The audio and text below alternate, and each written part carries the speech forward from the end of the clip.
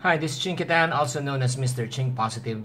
A pleasant day to all of you. If you are subscribed to my YouTube account, I just like to thank you for really following me. And sinisikap ko talaga na talaga magbigay ng inspiration at the same time to really challenge you on my blogs or the vlogs that I'm doing. And the topic I'd like to share and discuss with you today is about how to overcome or conquer your doubts and fears in life. Doubts and fears in life are part of everyday life, 'di ba? Like for example, marami tayong mga mga fears sa buhay, like the fear of failure, fear of rejection, fear of what other people might say. Like kung papasok ka business, paano kung malugi? Like for example, if you're going to start something that is new, na hindi ka pa masyadong, let's say, familiar, paano kung hindi siya mag-work? Pag may nililigawan ka, paano kung na-friendzone ako, na-busted ako? Kung mag-a-apply ka naman sa trabaho, iniisip na, paano kung di naman ako qualified? So in other words, panay negative ang pumapasok, panay what if.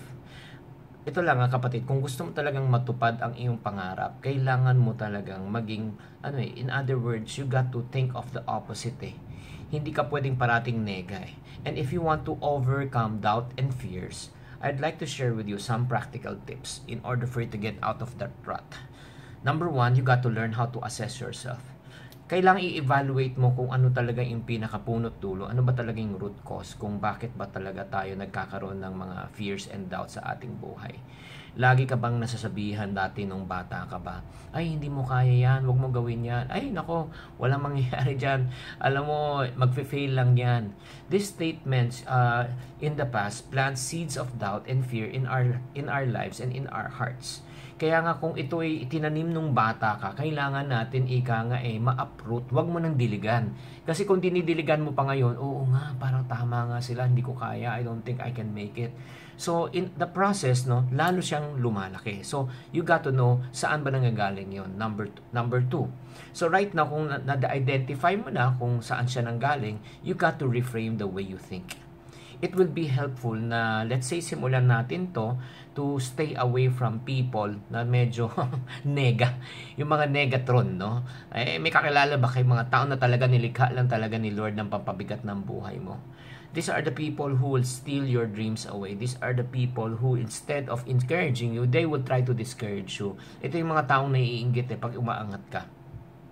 So, very important na yun nga, reframe the way you think, and part of reframing the way you think, I also suggest that you read good books, like for example, mga inspirational books, motivational books.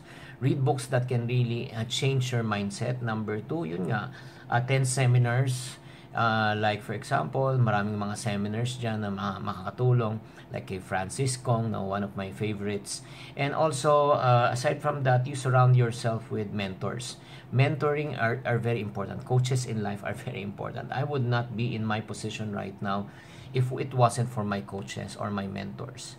And very important, after you already gain confidence, you know already what to do, isolate mo na yung problema, ngayon gumawa ka na ng plan, then very important, you got to take action. Take action means to say that you should always go out of your comfort zone. Some of us, the reason why we cannot move on, because yun nga, you are on your comfort zone. Okay naman, kumikita naman ako okay naman parang, let's say, wala naman ako masyadong mga problema. No, but the point is this, if you are dissatisfied with your situation, there's something that is wrong. If you are saying that you can do more than what you're doing, and then you're staying at your comfort zone, there is something that you are doing wrong. So I would really suggest talaga you move out of your comfort zone and then always do whatever it takes to make your dreams come true. Now, wag kang talagang bibigay, wag kang aayaw kahit anong mangyari, 'di ba? Lahat naman yun nga, mahirap, nakakatakot sa umpisa, ngayon alam mo na ang dapat mong gawin, you got to learn how to take risks. Na gawin mo, tapusin mo yung inumpisahan mo, wag kang matatakot. And as I always say, you always be strong and be courageous. That's what also God tells us, na be strong and be courageous. Do not let the book of this law depart from our mouth. We got to meditate on it day and night, and we have to be careful in obeying everything and in it. Then that's the time that we will become successful and prosperous.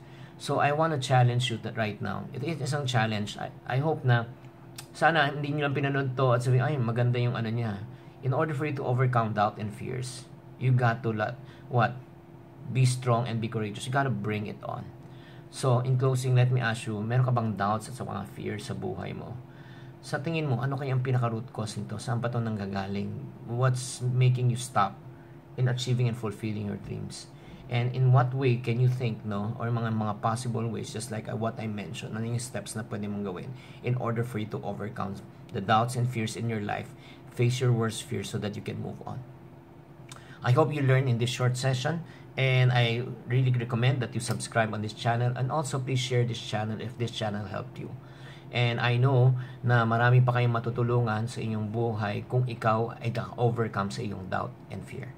This is Chinkitan saying, to every problem, there's always a solution. If you're not part of the solution, you're part of the problem. Always think positive.